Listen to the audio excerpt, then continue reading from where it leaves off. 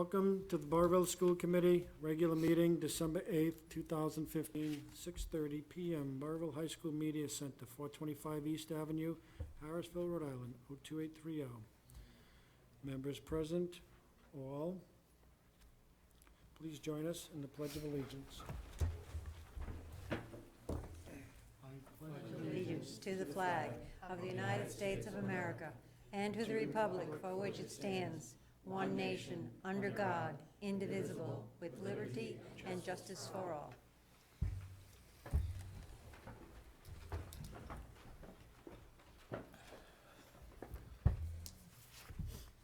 Recognition, none this evening. Item 3, consent agenda. Motion to approve the consent agenda is presented, which includes minutes of the regular meeting dated November 10th, 2015, minutes of executive session dated November 10th, 2015. Also to include the 2015-16 school warrant number 4 for the month of November dated December 8th, 2015, with a grand total of $2,569,912.93, and to award the bid for elevator upgrade at the William L. Callahan School to Otis Elevator, Smithfield, Rhode Island, in the amount of $33,279, and also to award the bid for the Burrillville Middle School and Burrillville High School roof architectural design to Secoccio and Associates, Cranston, Rhode Island, in the amount of $32,750. Have a Second. motion and a second. Mr. Chair, Discussion? I'd like to recuse myself from the minutes because I was absent at the last meeting. So noted. Further discussion? Hearing none, all in favor? Aye. Aye. Aye. Item 4, presentations by the public to the school committee. We have none this evening. Number 5, public comment. Anyone wishing to speak this evening, please step up to the podium, state your name and address.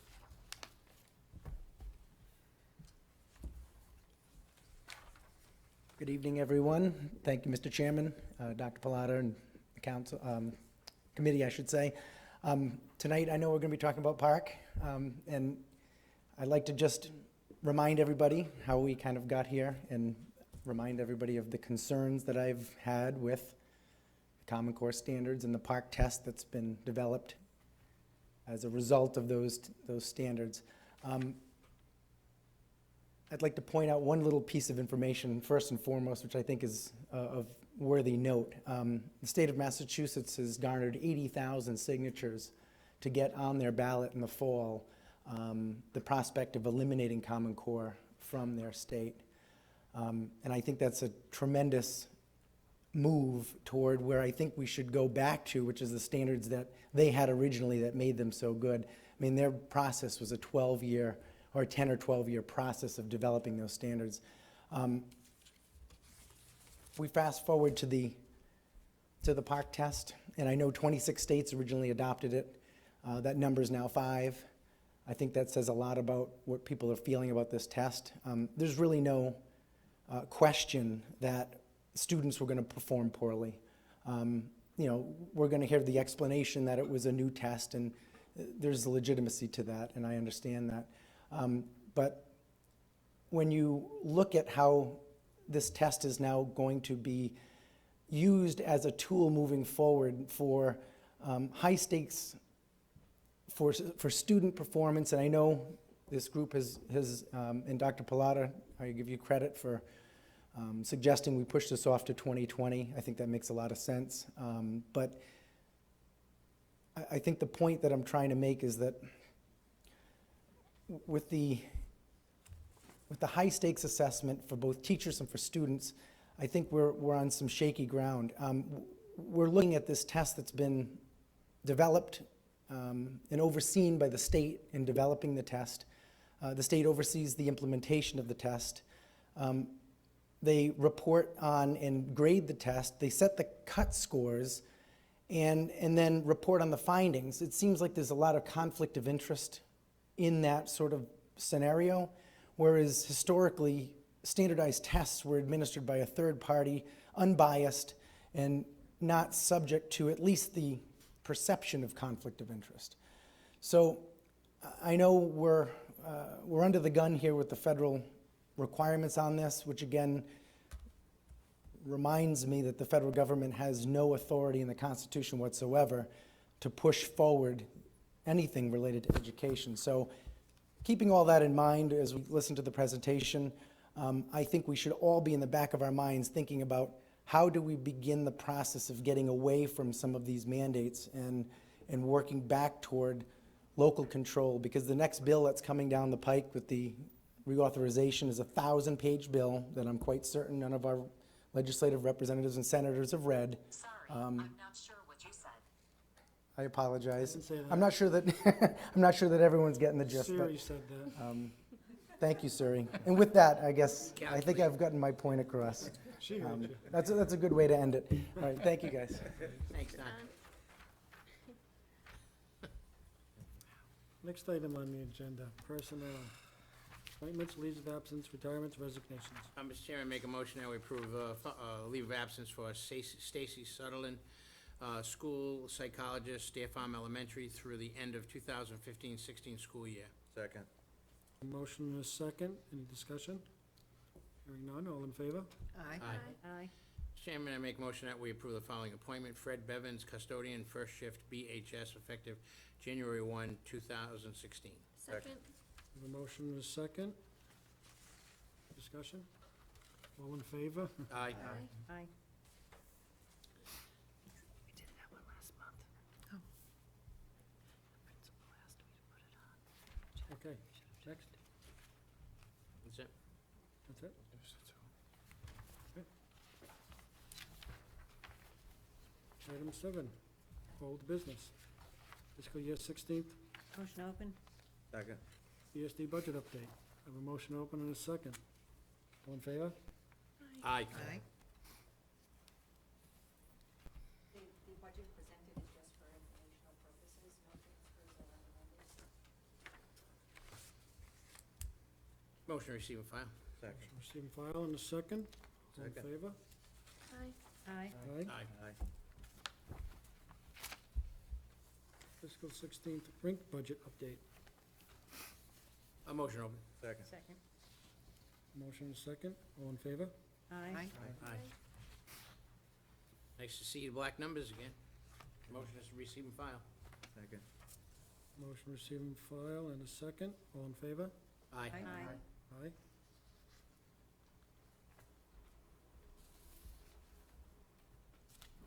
Next item, P 6432.1, naloxone policy, second reading update. Motion to approve P6432-1, naloxone policy for its second reading and dispense with the reading. Second. A motion and a second. Discussion? Dr. Pilata? Just a point of information for the committee. You had asked me to look into the wording with the attorney regarding all other trained staff. The attorney advised us that the law does not cover any other trained staff. The law just covers nurse teachers. There is no language in the law that includes other trained staff. You can keep the language in there, but if it came to a situation where another trained individual administered the naloxone, that certainly could proceed through the courts where the law would supersede our policy. But that individual would come under the Good Samaritan law as opposed to our specific policy. So it doesn't do any harm to keep that language in the policy as it currently exists, just so you have that information. Thank you. Thank you. Any further discussion? Hearing none, all in favor? Aye. Item 8, superintendent's report. Park PowerPoint presentation by Lois Short. Before I introduce Mrs. Short to provide her report, I just want to make a couple of comments regarding standardized testing. as we move forward through this whole process with standardized testing in the park, people may or may not agree to what the district will support. But just a couple of comments. I did send home a letter to parents and teachers regarding the position of standardized testing in the school district. I just want to reiterate some of those points before Lois gives her presentation. Standardized testing is not a standalone or isolated issue. It's connected to instructional effectiveness and student performance. Standardized testing promotes transparency and challenges complacency. Why should students be required to take a standardized test? There's five basic reasons. One is that standardized tests are reliable and they're valid, and they provide objective measures of student achievement. Secondly, standardized tests provide comparability. Both teachers and parents should know whether their child is meeting the grade or state benchmarks and how they compare to their peers. Third, standardized tests provide accountability. The data is intended to provide support and resources to students, teachers, and schools as needed. 4, standardized tests provide for instructional framework for teachers regarding what and when subject matter should be taught. And standardized tests identify student skill achievement. All of these measures are not intended to be punitive, but rather they are intended to identify students' strengths and weaknesses, measure progress, and improve instructional effectiveness. Standardized testing should connect the home, school, and community, thus creating a collective culture of support for students.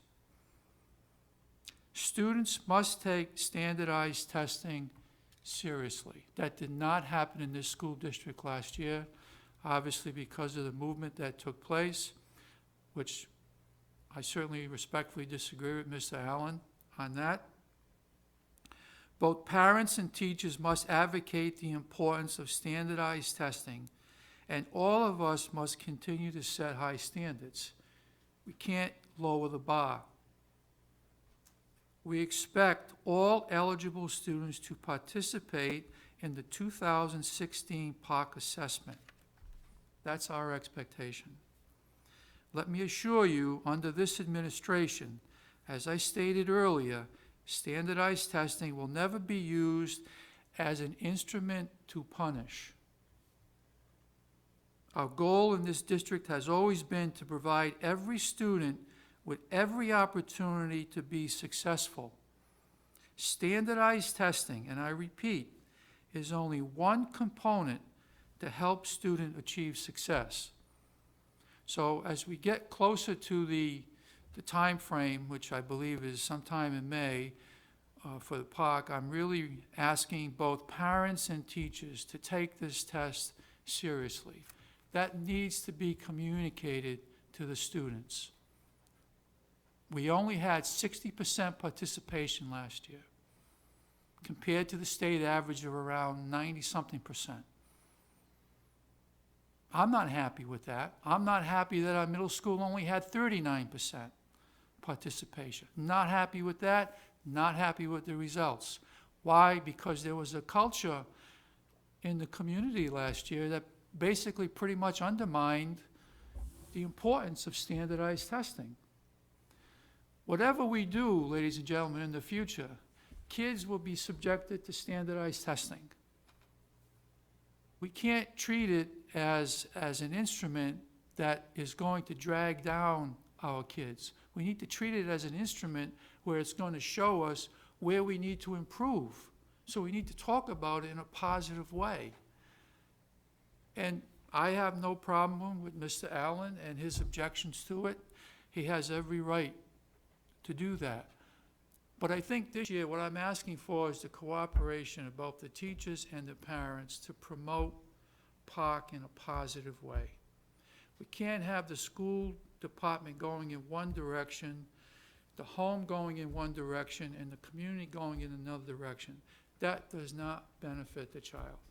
We need to work together if we're going to help the child be successful. So as we go forward, you know, I'm sure that we'll continue to have this debate, but just to remind individuals that our policy dictates that we would follow state and federal mandated testing. It's in our current policy. I can also assure you that the standardized test as it currently exists is not going to be the only instrument to determine whether or not a student graduates from high school. The new Commission of Education is very clear on that. It'll be a number of things that will contribute to a student graduating from high school. So I know that was a big issue last year within the community, and as well it should be. But that graduation requirement is not going to take effect in 2020, but it's not going to be the single instrument that will determine graduation for high school kids. Our test scores are low. They could be low for a number of reasons. A, the kids didn't take it seriously. Parents maybe did not take it seriously. And we don't know if our best kids took the test. They could have opted out. So we can't really validate the results of the test scores unless we look at every single child who took that test to see what their academic achievement was within the school district over the past couple of years. So I'm asking for your support, not only as a committee, but as a community, as parents, to support the culture of being positive with our students, with our parents, and with our community regarding the standardized testing.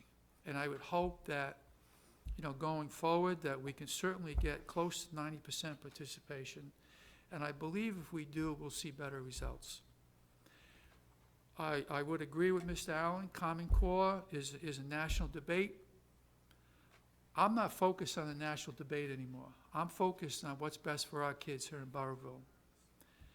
Common Core, all Common Core does for us is set expectations for us and set standards. It sets the bar for us. And if nationally or locally they pull Common Core and put another name to it, great, that's fine. We may agree or disagree with it. The point of the matter is, it's expectations. We should all expect higher expectations if we want our kids to be competitive out in the real world. So I would ask the community and the committee and the parents and the teachers for their support on this as we go forward. If the national debate changes, that's fine. You know, we can review it at that time. But currently, we are following the mandate that we're obligated to follow. So at this time, I'll ask Mrs. Short to make her presentation. Thank you, Mr. Chairman. You're welcome. Well, thanks, Frank, and thank you, everyone, for giving us an opportunity tonight to share three pieces of information. The first is we want to share data. The second, we want to share what we think is on the horizon. And the third is some of the decisions that we've made. So three different objectives, let's say, in this presentation. So first, we'll start with data, hard facts. This is what Dr. Pilata was just alluding to. And you have to start at the bottom, as he said. Our participation rate was 60%. Almost 1 out of 2 students didn't take our assessment. And talking to teachers, especially from upper middle school to high school, those students know there was a conversation about whether or not this was important.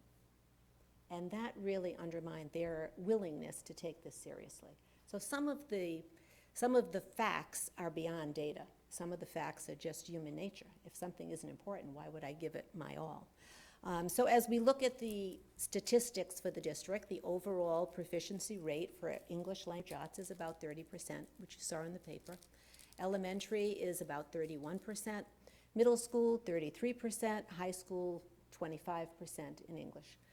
In math, we were close to 20%, elementary at 22%, middle school at 21%, and the high school at 14%.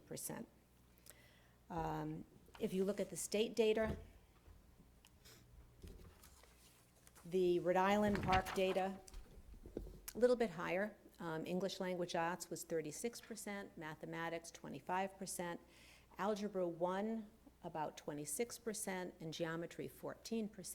The biggest difference there is, as Dr. Pilata said, the participation across the state, and for some of you those numbers may look a little low, the state had to recalibrate their participation rate. So it was between 88 and 90% for ELA and mathematics, which is very different from our scores. And that data has no filter. Those are the facts.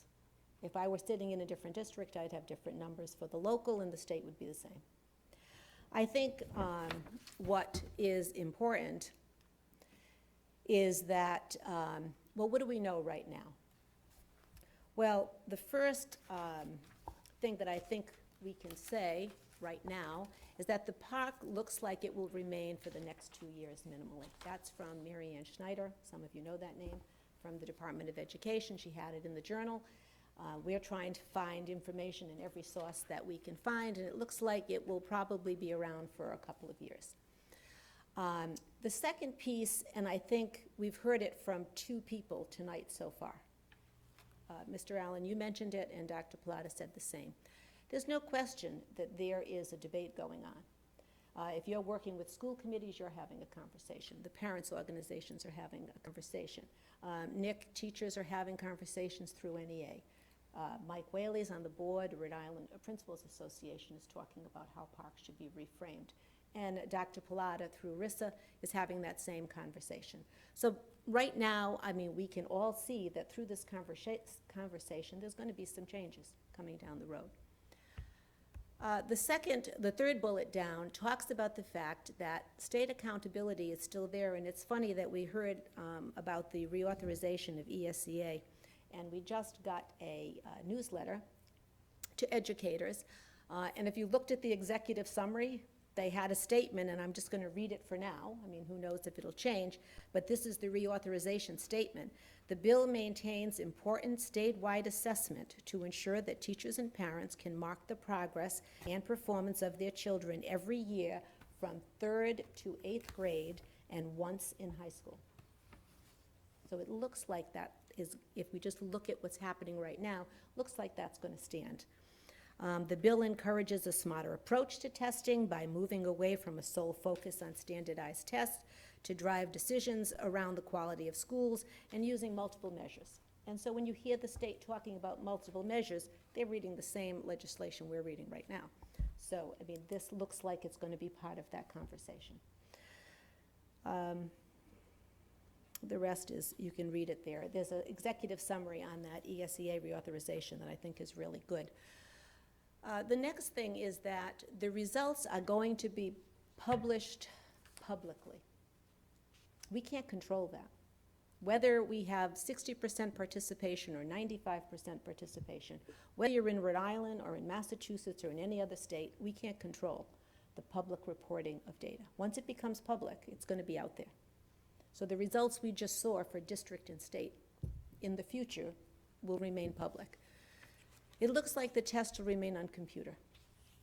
That was a point of discussion. 80% of the students took the test on computer, if my memory holds. The world is changing. I can't imagine people going backwards, so it looks like, unless you have an accommodation, which can be paper, it's probably going to be on computer. The standards, whether they're MCAS, and people have been talking about moving MCAS standards to Rhode Island, or PARCC, it's going to be a challenge for teachers and students. Regardless of what the new test looks like, regardless of whether it's Common Core or a different set of standards that are PARCC-like, like Massachusetts is using language of PARCC-like standards.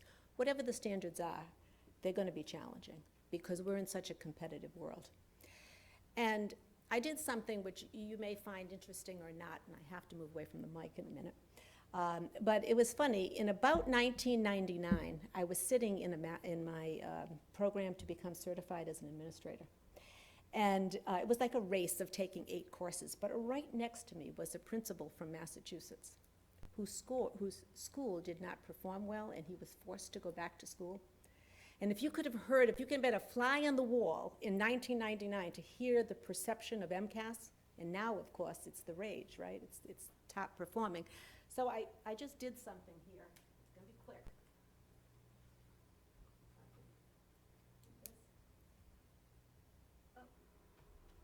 This isn't my computer, so let's see if I can get us there. I pulled up some old communications from Massachusetts, and I looked at their results in 1999, and they're not good. And as I go down, the same progression we see all the time. As the kids get older, the scores go down. And then I looked at the press in 1999. And you can look at these because you have the PowerPoint. I won't take a long time.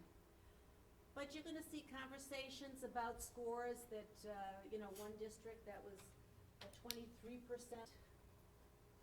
and it's moving up in their scores. They have been documenting and talking about the scores for years. As the standards get more challenging, it's news, and they haven't changed that much. So I think it's interesting sometimes to realize that there is a progression. You move to higher standards, and you're trying to work with human beings. Human beings aren't robots. So you've got kids trying to meet higher standards, and you've got teachers trying to figure out how to teach kids to reach higher standards. That dynamic was the same in Massachusetts, and I don't know what Rhode Island will do. If we stay the course, the way, whether it's PARCC or Common Core or Common Core-like standards, but if we stay the course for higher standards, we're going to go through those growing pains, is what it looks like right now. So, now comes the part.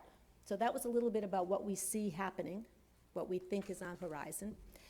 Here's the part where each of us are different. Because if you've got data, you're going to select your filter. Filter meaning you're going to look at that data and you're going to make some decisions. And so that's true for the Burrillville School Department when we look at the PARCC results and the data. So what I want to do is just give you some straight statements about how we are going to look at the data that we received. And where's Justin to prompt him? So here's the filter we used that we're sharing with you tonight. First, the world is smaller, it's competitive. Those high standards, we think, need to be there for our kids to be competitive. It's going to impact our current and our future students' ability to compete. We've got students sitting in front of us, 7 years old. By the time they get into the workplace, it's a different place. The world is going to be even smaller for them. The second filter, if you want to call it that, technology has changed. And that change is permeating everything that we do, and more importantly, everything that students will do. The workplace, the home, learning, social lives. I don't know about you, but when I buy a new appliance and I look at the directions, it tells me to go online and find those directions. If I want to install my Verizon internet, I'm looking at complicated reading. Kind of a joke, but if I want to sign up for Social Security, or I want to sign up for any online service, I have to do it online. I have to understand what they're asking me so I can answer the question. This is the future. These are our kids' futures. So again, this changing world, this need to be able to make a decision without a person telling me what to do, is going to impact our current and future students. So this is important for their future. Education in the U.S., Rhode Island, and Burrillville will continue to change its educational requirements in order to meet the demands of society. We're going through a standards change now. I've lived through probably 3 standards changes in my career. New standard reference test, if anybody was teaching then. This is going to impact current and future educators. Teachers need to be retrained. That you're going to hear, if you looked at the new state strategic plan, how important professional development is. It's because as our social climate changes, the demands on teachers change. Next, few institutions, businesses, or service providers or individuals can tell if they met an expectation without the review of data. And this is going to impact our current and future educators. There is data on almost every performance indicator.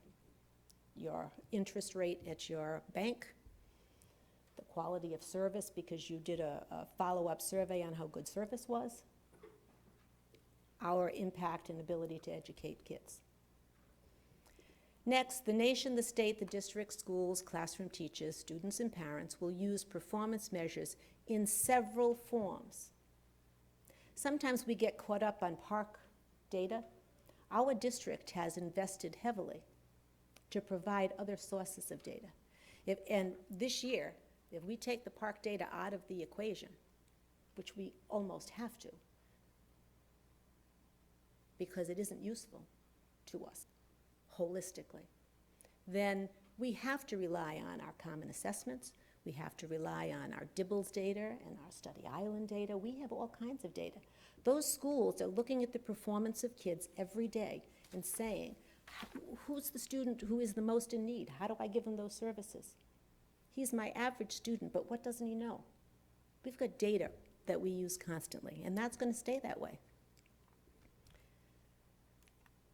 So what are we saying that we're going to use the results for? Well, I think that, and it was our new commissioner who gave me a piece of information that I think is so important, and I want to quote him.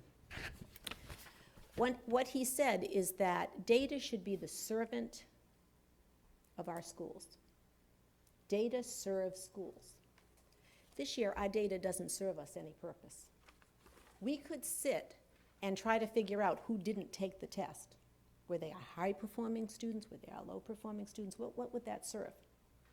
What would that tell us? I mean, we only have so much rubber on our tire, so much energy that we can put into education. And so I think this year, what we will use the data for is to look at the performance of individual students. So if you're a classroom teacher and you've got 25 students and you think 23 of those took the test seriously, then you're going to look at that.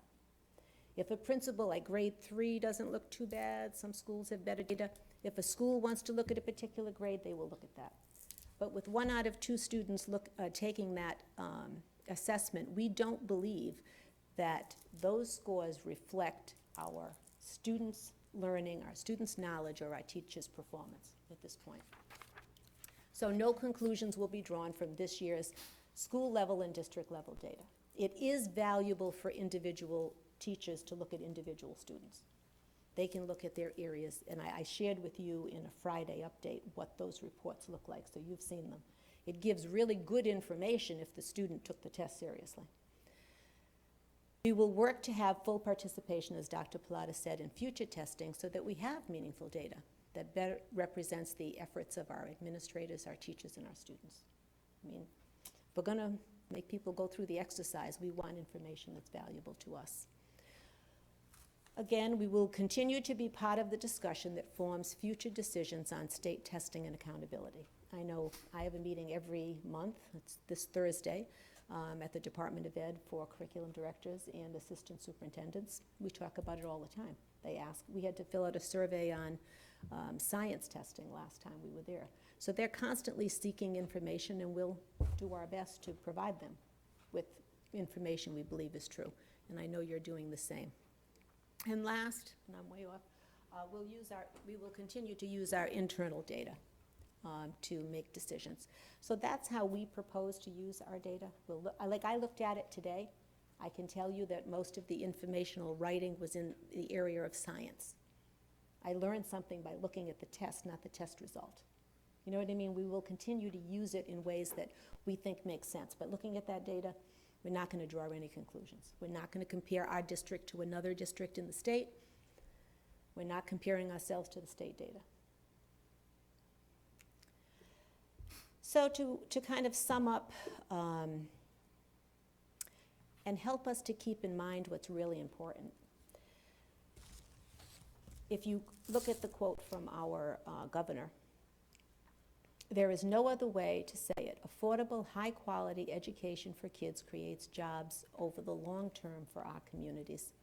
This starts with helping our kids acquire the knowledge and skills necessary to move on to college and employment, and that's our job.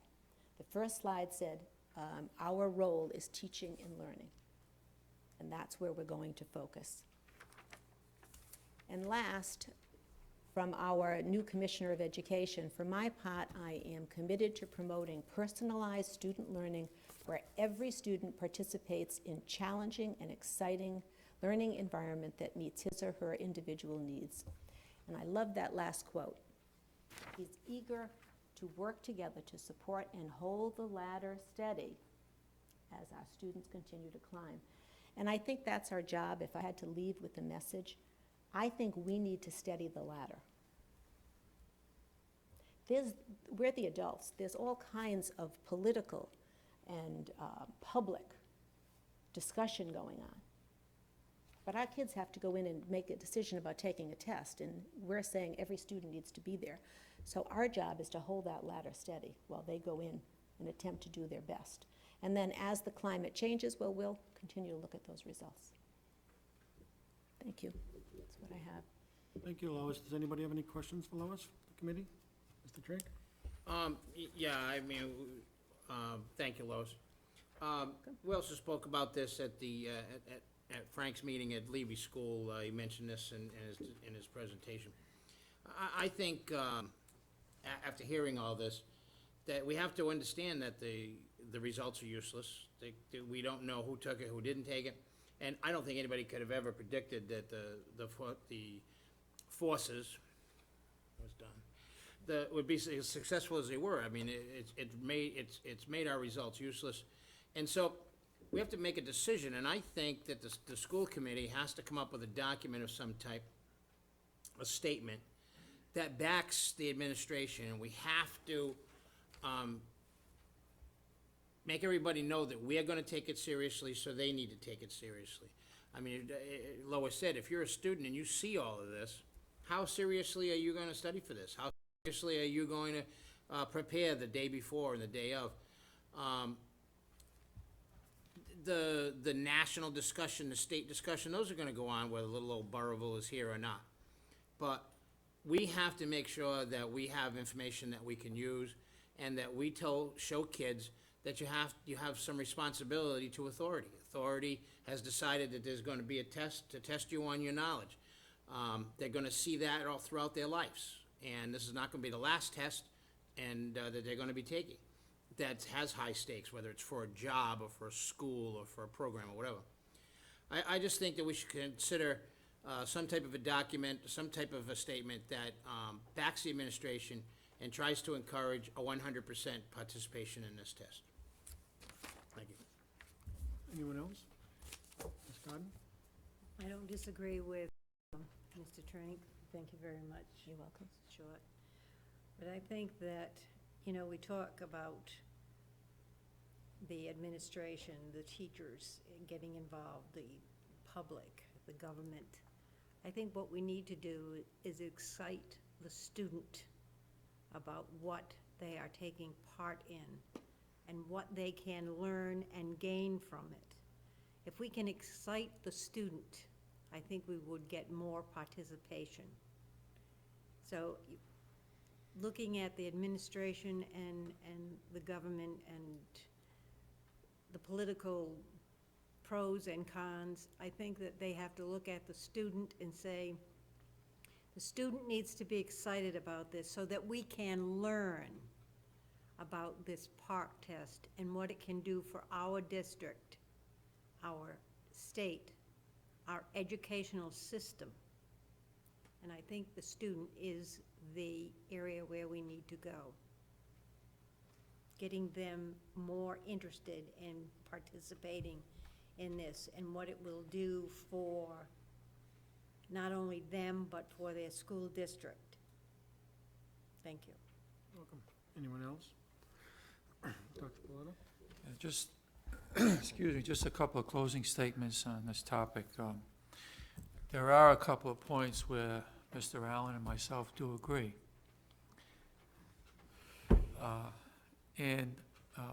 If you recall, the state applied for a $75 million grant under Race to the Top. The commitment with receiving that grant was to implement Common Core and the PARCC assessment. The state committed the local districts to that. That was not a local decision. The previous commission tried to implement Common Core and the PARCC assessment in a 4-year period. I agree with Mr. Allen at the time that it was being pushed very quickly. There was reference made to Massachusetts. It took Massachusetts 20 years. Massachusetts invested 20 years into assessments to get to the level that they're at currently to be #1 in the nation. It didn't take 4 years. So that was nobody's fault in this room. That was that was a decision that the previous commission made because they wanted the $75 million at the time. The reauthorization of the education bill does have a few important components in there that I think will be very well accepted by everyone. One of them is that they're not committed to Common Core anymore. They're going to leave that up to the local states to do that. The other one is that the standardized testing that is chosen by the state, if it's PARCC or another state assessment, the federal government is saying that that will not be connected to teacher evaluations. That's another important component that is out of the federal law. The federal law does also say that grades 3, 8, and at least once in high school, kids will be tested in reading and math because we need some barometer in those grades, 3, 8, and once in high school. And the federal government is giving more local control to the states, not to the local districts, the states. Because the state has to have some common barometer of what a high school diploma represents. That can't be different in different districts. That you have to have some common barometer. So those are the important things that have come out of the reauthorization. So Mr. Allen and his movement last year, the federal government heard them very clearly. And that's a good thing. That's a good thing. So I hope going forward that some of these things that have been taken out of the reauthorization bill that eventually filter down to the states will benefit the local districts. I think the local districts will have more input in terms of whatever assessment is chosen or whatever curriculum is chosen. I think the local districts will have a say in that, according to the new commissioner. So there are a lot of changes taking place. I just want to reiterate the fact that Ray and Dot, I think you're on the right track about coming up with something that's supported from, an elective official's point of view to at least initiate the conversation in a positive way. So collectively within the community that there's a good, positive conversation taking place about standardized testing. I think we can do that at the school level by promoting it through the teachers and talking to the kids and the administration. I think we can do that. But we don't have control of that in the community. So sometimes a statement or a public statement is very advantageous to initially get the process underway. So once again, I think if we can collectively do that, we're on the right path. We're only trying to support kids in the best way that we can and to make the challenges of life for kids real. Because, ladies and gentlemen, if you protest and you do not want to take a standardized test, as Mr. Trink pointed out, what's the next thing? You don't want to take the final exam in English? Is that a parental right? No, that's not a parental right. That parental right is not in the Constitution. It's a requirement. So where does it stop? And I think we don't want to turn it into a negative conversation. We want to keep it as a positive conversation. And yeah, we need to keep hearing from people like Mr. Allen, who does bring up, the opposite opinion on different issues. And that's good. I think differences of opinion are good. But I think in the end, we both have the same goal. We need to do what's best for kids. And I'll stop at that. Thank you, Mr. Chairman. Thank you. Thank you, Laws. I think it's important that this committee, support the state mandate while it exists, because it's our policy to support the state mandate. It is our policy, and I think we need to support the superintendent, the administration, and their efforts to at least get the parents and teachers on board, so that we don't shortchange our students with faulty data that just doesn't represent what is really happening in Burrillville. So for that, I think that we need to write some type of letter of support from this committee to the administration and superintendent. I'll make a motion to put the discussion of PARCC and Common Core testing, Common Core related testing on the agenda for a January meeting. Second. Have a motion and a second, all in favor? Aye. Aye, discussion? Hearing none. Next item, administrators' reports. Motion to accept the administrative reports with thanks, barring any questions from the committee. Comment? Second. Motion and a second, discussion? I just want to congratulate the high school football team for making it to the Super Bowl 2 years in a row. It was beautiful weather. I loved being able to sit up in those bleachers and watch them play. Even though we didn't come out victorious, I think we did in our own way by making it back to the Super Bowl for a second year in a row. So, We only lost to one team all year. yeah, Just lost to them twice. still an awesome season. So, congrats to all the players. Great, any other discussion? Hearing none, all in favor? Aye. Aye. Item 10, report of school committee subcommittees. Rank subcommittee recommendation. Motion open. Second. A motion open and a second, all in favor? Aye. Aye. You've all received this document in your packet. This is the recommendation from the Rink Subcommittee after a lengthy review by everyone on the committee. And I'll entertain a motion. Motion to approve as presented. Second. I have a motion and a second. All in favor? Aye. Aye. Discussion? Hearing none? Motion passes. Mr. Chairman, yes, we also had a meeting of sick bank. Okay, great. Okay, the sick bank subcommittee met on December 3rd concerning a request by a certified staff member, and 15 days were granted.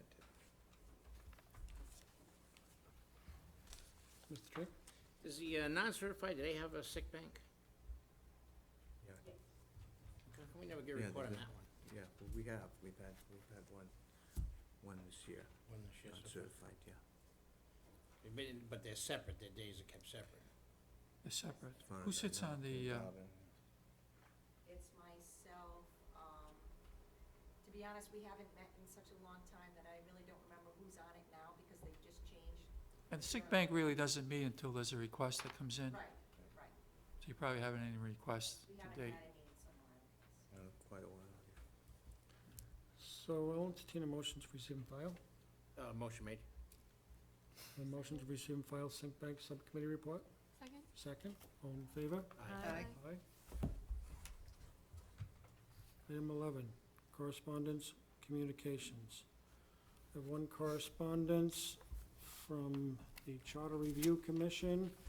We had requested a meeting for December 16th.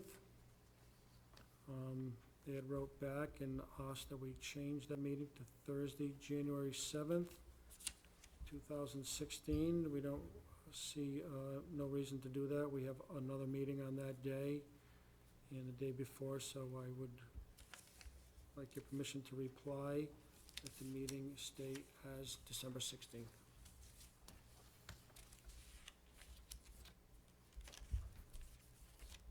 I need a motion. Is there a reason that they're moving from December 16th to January? Maybe a date in January could be changed? Well, they state that their January meetings have changed due to a conflict with the joint meeting that we are having with the town council and the budget board meeting, but those meetings are irrelevant to what we have on the Charter Review Commission agenda. They were trying to reduce the number of meetings that the school committee had to come out for. But January 7th is the redistricting advisory committee meeting, which involves about 40 people, which we've already notified those individuals. So December 16th seems to be a reasonable date to remain.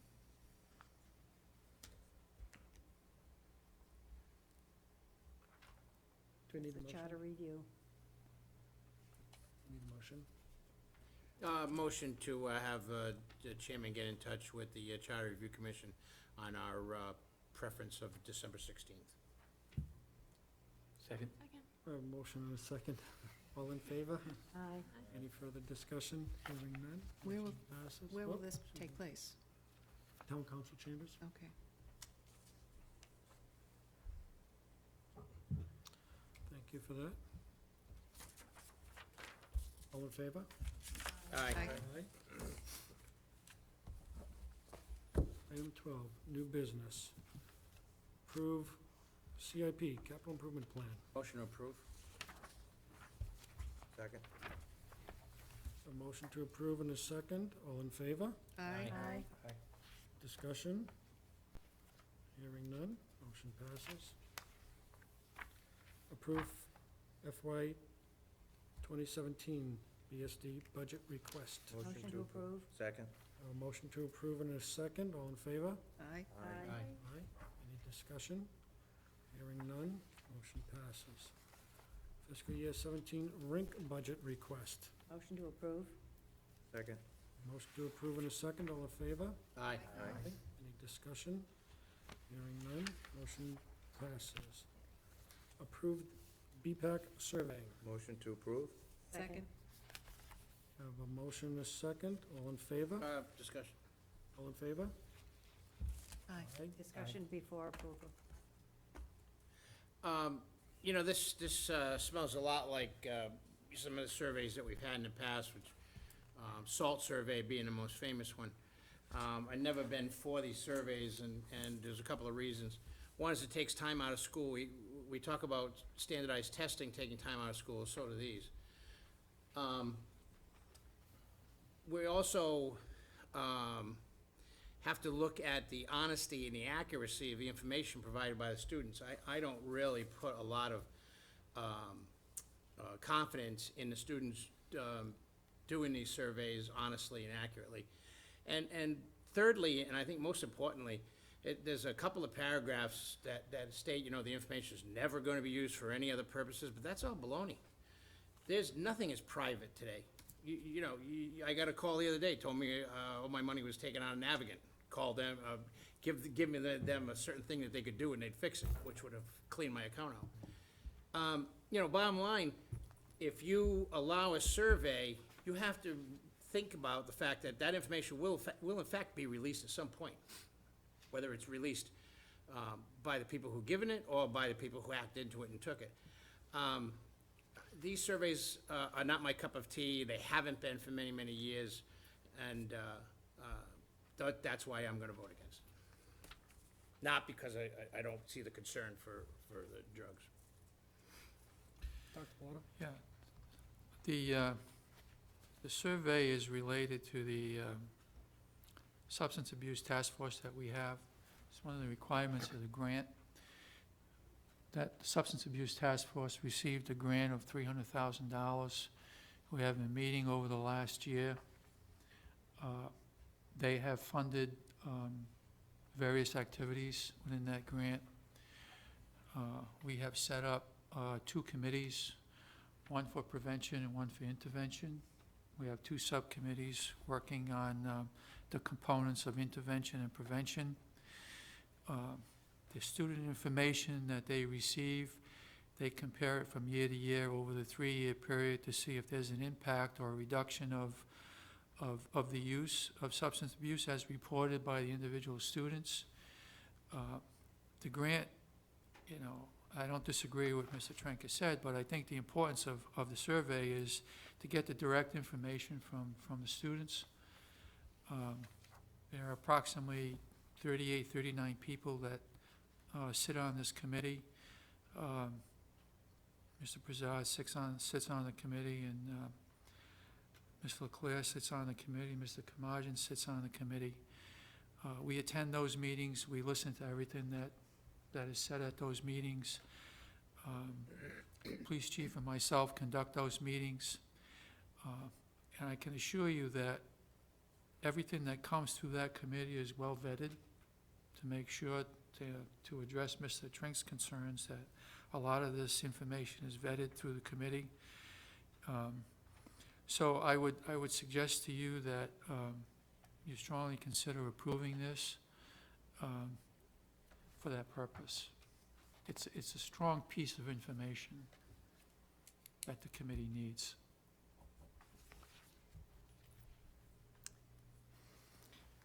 And it's through the Department of Health and Behavioral Disabilities, so they will vent the questions, and Mr. Trink is right. SALT surveys, were done by the state many years ago. They accumulated a lot of information. The good thing about this is that at least we can see the direct results of this and apply through intervention and prevention what we find through these surveys. The school department basically is into the prevention piece, and the intervention piece, and really the police department is involved with the prevention piece, trying to prevent and intervene. So we're trying to accumulate data and statistics during this 3-year period that we have this grant. And we're informed by the committee who approached us originally with the grant that there's a very strong possibility that the grant could be rolled over for another 3 years and another $300,000.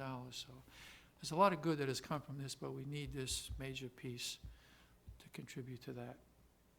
I have a question. Is this survey is part of their request from the people who provided the grant? It is part of that Yeah. requirement? Yeah. Okay. Yes. The grant comes through the Department of Health, and it's one of their requirements. Okay, thank you. Any further discussion?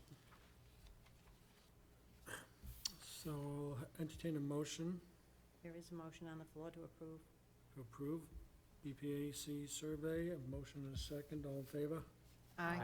Aye. Nay. Opposed? 1. Is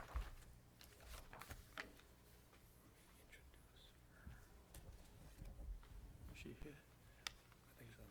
Yeah. Committee on agenda items? Does anyone have anything? This is not on the agenda, but go right Oh, ahead. no, you can go. Go ahead.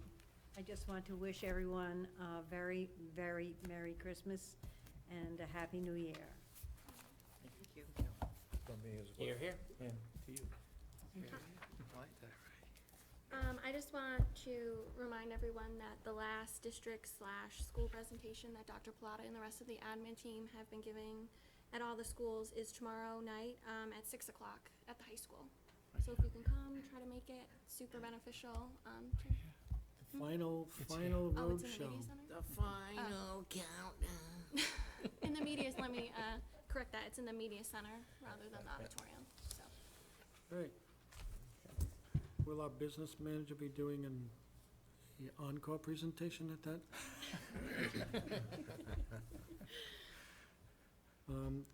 So another thing, is Julia Boudreau here? Hi, Julia. So Julia's gonna be our new student council rep. At the, and your name, please? Zoe, thank you. So one of you will be able to sit here. One of you will stay in the audience, and they could probably, one will be an alternate, we call the one in the audience, so in case the other one can't come, the alternate will be able to sit right in. That's a new thing, that's good. So we look forward to, next month, our meetings start at 6:30 promptly. And so we look forward to that next month. Welcome aboard. And Thank I you. can stay Welcome. and chat with them for a few minutes after the meeting ends, just to Great. make sure they have all the details. So don't leave without talking to me. Thank you. Former student representative. Former student rep turned committee member. Anything else on the agenda items? Hearing none. Pending issues. 5-year facilities assessment, building committee? On target, we approved bids tonight. We'll be working on the architectural for the middle school cafeteria roofs. And also the ceiling of the masonry on the 36 Callahan building. Good. Football field lighting? Nothing to report. No report. School redistricting? That meeting. That's the chair on the, vice chair? Chair. Nothing to report. Next meeting is January 7th, Big meeting. here at the Media Center from 6 to 8. The subcommittees will be reporting out to the full committee.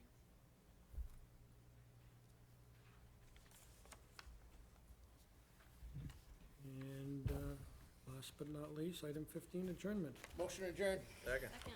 Motion is second, all in favor? Aye. Aye. Aye. We're adjourned. Aye, aye, aye. Happy holidays, everyone. Thank you. All right. Journal.